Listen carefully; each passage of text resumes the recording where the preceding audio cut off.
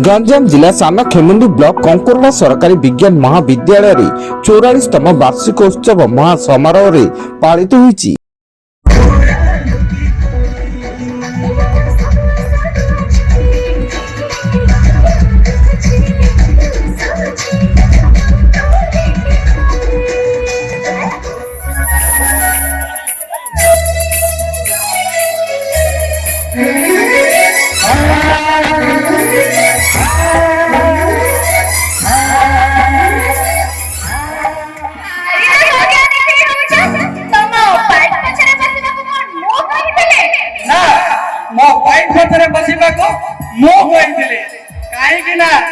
तमे करे मो जीवन रोमांटिक